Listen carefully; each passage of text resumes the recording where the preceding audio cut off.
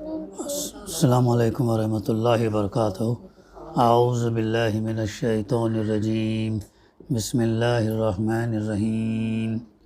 فما للذین کفروا قبلک مہطعین عن الیمین وعن الشمال عزین ایطمع کل امرئ منہم ان یدخل الجنۃ نعیم کلا انا خلقناہم مما یعلمون فلا اقسم برب المشارق والمغارب انا لقادرون على ان نبدل خيرا منهم وما نحن بمسبوقين فذرهم يخوضوا ويلعبوا حتى يلاقوا يومهم الذي يوعدون يوم يخرجون من الأجداث سراعا كأنهم إلى نصب يوفضون خاشعة أبصارهم ترهقهم ذلة ذلك اليوم الذي كانوا يوعدون۔ صدق اللہ العلی العظیم۔ رب اشرح لي صدری ویسر لي امری واحلل عقدۃ من لسانی یفقہوا قولی رب زدنی علما۔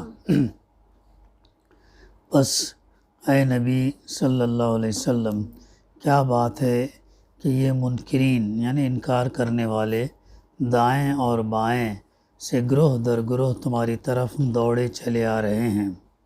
کیا ان میں سے ہر ایک یہ لالچ رکھتا ہے کہ وہ نعمت بھری جنت میں داخل کر دیا جائے گا؟ ہرگز نہیں۔ ہم نے جس چیز سے ان کو پیدا کیا ہے اسے یہ خود جانتے ہیں۔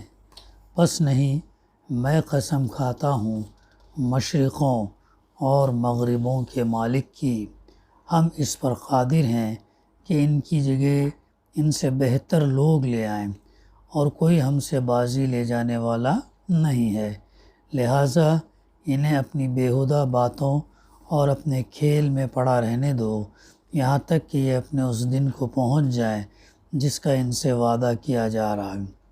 جب یہ اپنی قبروں سے نکل کر اس طرح دوڑے جا رہے ہوں گے جیسے اپنے بتوں کے آستانوں کی طرف دوڑ رہے ہوں، ان کی نگاہیں جھکی ہوئی ہوں گی، ذلت ان پر چھا رہی ہوگی۔ وہ دن ہے جس کا ان سے وعدہ کیا جا رہا ہے۔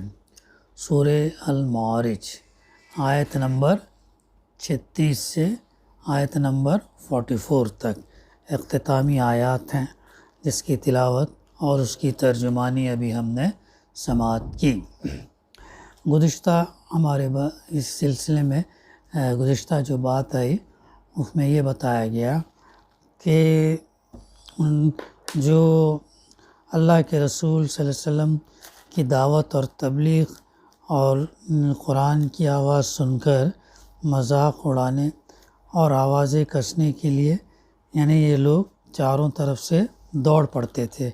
جب بھی اللہ کے رسول صلی اللہ علیہ وسلم کلام سناتے یا اس کی طرف لوگوں کو بلاتے تو یہ جو ہے مذاق اڑاتے، سیٹیاں بجاتے، تھالیاں بجاتے، آوازیں کرتے، یا اگر اللہ کے رسول صلی اللہ علیہ وسلم جس راستے سے جاتے کنی کٹ کر جو ادھر سے الگ راستہ اختیار کرتے تو ان کے بارے میں ذکر ہے۔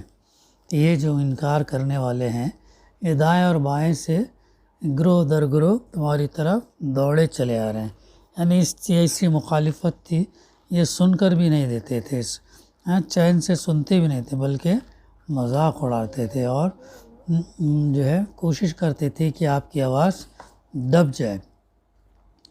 تو آگے اللہ تعالیٰ فرما رہا کیا ان میں سے ہر ایک یہ لالچ رکھتا ہے کہ وہ نعمت بھری جنت میں داخل کر دیا جائے؟ مطلب یہ ہے کہ اللہ کی جنت تو ان لوگوں کے لیے ہے جن کی صفات ابھی پچھلے مطالعے میں ہمارے سامنے آئی، تو اللہ تعالیٰ نے ان لوگوں کی صفات بتایا۔ اب کیا یہ لوگ جو حق بات سننا تک گوارا نہیں کرتے اور حق کی آواز کو دبا دینے کے لیے یوں دوڑے چلے آ رہے ہیں، جنت کے امیدوار کیا یہ ہو سکتے ہیں؟ کہ اللہ نے اپنی جنت ایسے ہی لوگوں کے لیے بنائی ہے؟ اس مقام پر سورہ القلم کی آیات 34 سے لے کے 41 بھی ہمارے پیش نظر رکھنی چاہیے، تو ہم اس کا ترجمہ دیکھ لیتے ہیں۔ سورہ القلم آیت نمبر 34 سے 41 تک اس میں جو بات فرمائی گئی اس میں جو بات فرمائی یقیناً خدا ترس لوگوں کے بارے میں بتایا گیا۔ خدا ترس لوگوں کے لیے ان کے رب کے ہاں کیا ہے؟ نعمت بھری جنتیں ہیں۔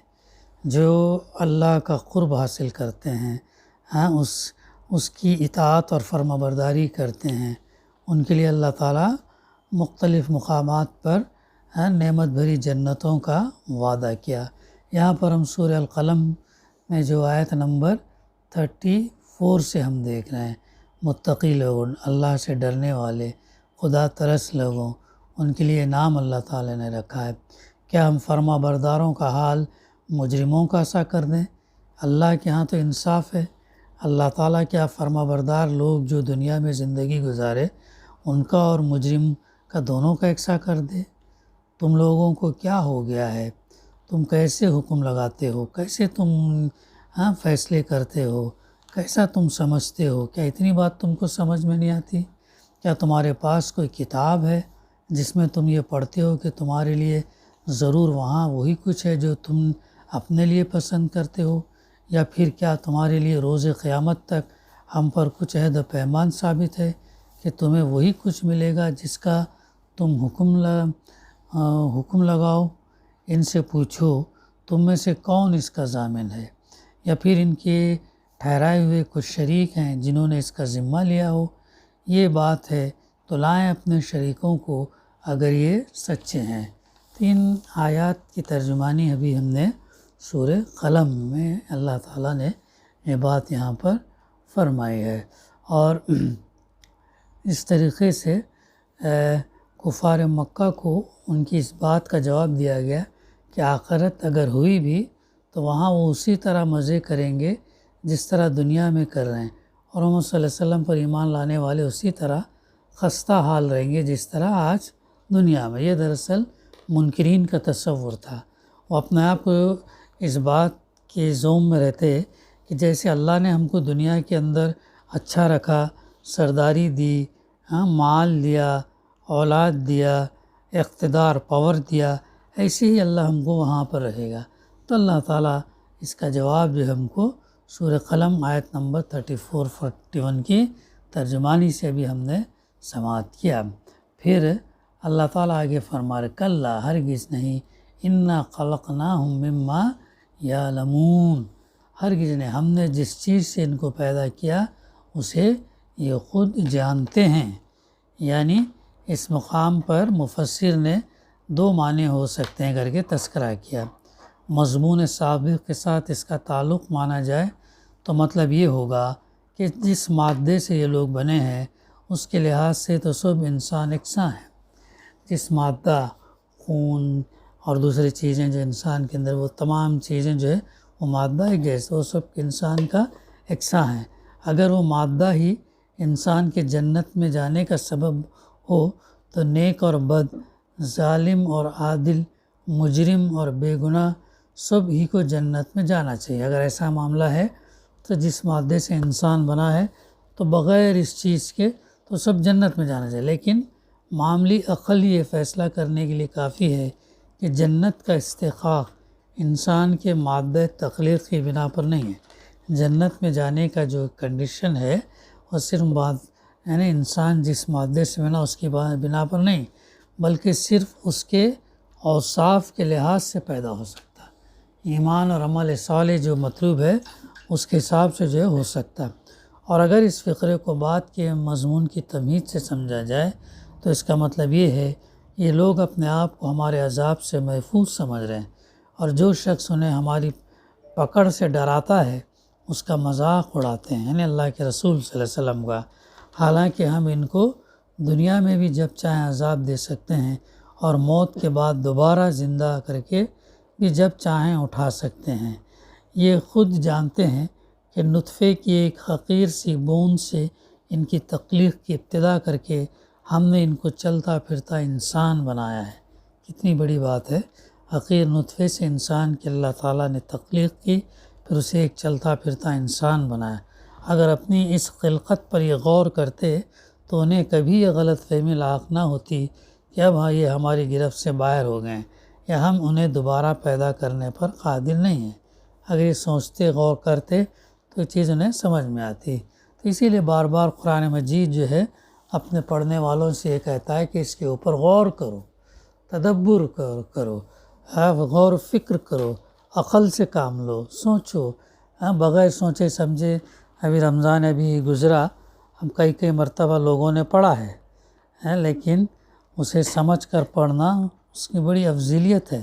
ہدایت کے لیے پڑھنا، اسے راہ راست کے لیے پڑھنا بہت ضروری ہے۔ یہ بات جو ہے یہاں پر بتائی گئی کہ ہم نے ہر چیز، ہم نے جس چیز سے ان کو پیدا کیا اسے یہ خود جانتے ہیں، بس نہیں، یعنی بات ہو نہیں جو انہوں نے سمجھ رکھی ہے۔ میں قسم کھاتا ہوں، اللہ تعالیٰ فرما رہا، اقسم برب المشارق والمغارب، بس نہیں، میں قسم کھاتا ہوں مشرقوں اور مغربوں کے مالک۔ یہ اللہ تعالیٰ نے خود اپنی تفسیر ہے، خود اپنی ذات کی قسم کھائی ہے۔ مشرقوں اور مغربوں کا لفظ اس بنا پر استعمال کیا گیا کہ سال کے دوران میں سورج ہر روز ایک نئے زاویے سے طلوع اور نئے زاویے پر غروب ہوتا ہے، نیز زمین کے مختلف حصوں پر سورج الگ الگ اوقات میں پے در پے طلوع اور غروب ہوتا چلا جاتا ہے۔ ان اعتبارات سے مشرق اور مغرب ایک نہیں بلکہ بہت سے ہیں۔ ایک دوسرے اعتبار سے شمال اور جنوب کے مقابلے میں ایک جہت مشرق ہے اور دوسری جہت مغرب ہے، یعنی ایسٹ اور ویسٹ کا تذکرہ کیا ہے۔ اس بنا پر سورہ شعراء آیت 28 اور سورہ مزمل آیت نمبر 19 میں رب المشرق والمغرب کے الفاظ استعمال ہوئے۔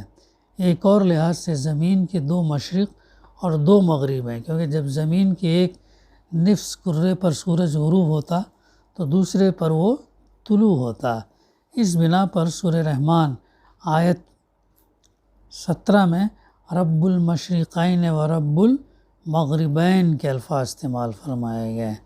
تو اس کو ہم آسانی سے سمجھ سکتے ہیں کہ سورج جب جدھر طلوع ہو رہا ہے تو ایک جگہ غروب ہو رہا، اور ایک جگہ غروب ہو رہا تو دوسری جگہ طلوع ہو رہا۔ ان معنوں میں 2 مشرق 2 مغرب کو جو ہے لیا گیا ہے۔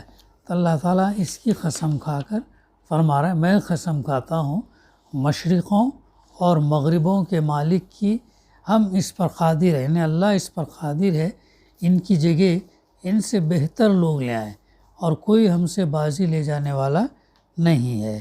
یہ ہے وہ بات جس پر اللہ تعالیٰ نے اپنے رب المشارق اور مغارب ہونے کی قسم کھائی ہے۔ اس کے معنی یہ ہے، ہم چونکہ مشرقوں اور مغربوں کے مالک ہیں، اس لیے پوری زمین ہمارے قبضے قدرت میں ہے، اور ہماری گرفت سے بچ نکلنا تمہارے بس میں نہیں ہے۔ ہم جب چاہیں تمہیں ہلاک کر سکتے ہیں اور تمہاری جگہ کسی دوسری قوم کو اٹھا سکتے ہیں جو تم سے بہتر ہے۔ یہ بھی ہے نا کہ بات آتی ہے کہ اگر ہم بھی کام جو ذمہ امت کے لیے جو کام دیا گیا امت مسلمہ کو، اللہ تعالیٰ نے بہترین امت کہا گیا، اور کام یہ بتایا کہ تم نیکی کا حکم دو اور برائیوں سے روکو۔ اگر یہ کام امت اگر نہیں کریں گی تو اللہ تعالیٰ پھر کسی اور کو لے آئے گا، وہ ہم سے بہتر ہو سکتے ہیں۔ یہ چیز ہے۔ پھر آگے یہ فرمایا جا رہا، بازی لے جانے والے نہیں آئے، لہٰذا انہیں اپنی بیہودہ باتوں اور اپنے کھیل میں پڑا رہنے دو، یہاں تک کہ اپنے اس دن کو پہنچ جائیں جس کا ان سے وعدہ کیا جا رہا ہے۔ اب اگر مانتے ہیں تو ماننے دو، نہیں مانتے ہیں تو پھر نہیں یہ کرنے دو۔ تو یہ جو ہے اب ان کے اپنے کھیل میں پڑے ہوئے ہیں تو ان کو پڑھے لو یہاں تک کہ اس دن کو پہنچ جائیں جس کا ان سے وعدہ کیا جا رہا ہے۔ جب یہ کیا وعدہ کیا جا رہا ہے؟ قیامت کا، آخرت میں دوبارہ پیدا ہونے کا۔ تو جب یہ اپنی قبروں سے نکل کر اس طرح دوڑے جا رہے ہوں گے جیسے اپنے بتوں کے آستانوں کی طرف دوڑ رہے ہوں گے۔ یعنی اس اصل لفظ یہاں پر الا نصبن یوفزون کا ہے۔ نصب کے معنی مفسرین کے درمیان اختلاف ہے، ان میں سے بعض نے اس سے مراد بت لیے ہیں اور ان کے نزدیک اس کا مطلب یہ ہے کہ وہ روز محشر کی مقرر کی ہوئی جگہ کی طرف اس طرح دوڑے جا رہے ہوں گے جیسے آج وہ اپنے بتوں کے استانوں کی طرف دوڑتے ہیں۔ اور بعض دوسرے مفسرین نے اس سے مراد وہ نشان لیے ہیں جو دوڑ کا مقابلہ کرنے والوں کے لیے لگائے جاتے ہیں تاکہ ہر ایک دوسرے سے پہلے مقرر نشان پر پہنچنے کی کوشش کریں گے۔ تو یہ ہے وہ چیز جو اللہ سبحانہ وتعالیٰ فرما رہا ہے کہ جو وعدہ کیا جا رہا ہے جب یہ اپنی قبروں سے نکل کر اس طرح دوڑے جا رہے ہوں گے جیسے اپنے بتوں کے آستانوں کی طرف دوڑ رہے ہیں، ان کی نگاہیں جھکی ہوئی ہوں گی، ذلت ان پر چھا رہی ہوگی۔ وہ دن ہے جس کا ان سے وعدہ کیا جا رہا ہے، وہ آخرت کا دن ہے جس کا اللہ سبحانہ وتعالیٰ جو ہے وعدہ کر رہا ہے۔ اور اللہ سے بڑھ کر سچا وعدہ کرنے والا کون ہو سکتا، اور اس کا وعدہ پختہ، پکا، سچا اور ہو کر رہے گا۔ تو اسی کے ساتھ سورہ المعارج کی تفسیر کا سلسلہ جو ہے ختم ہوا چاہتا ہے۔ انشاءاللہ آئندہ ہم دوسرا سورہ لیں گے۔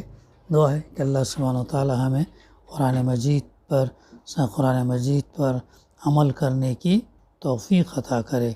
ربنا تقبل منا انک انت السمیع العلیم وتب علینا انک انت التواب الرحیم۔ صلی اللہ تعالی علی خیر خلقہ وعلی آلہ وصحبہ اجمعین والحمد للہ رب العالمین۔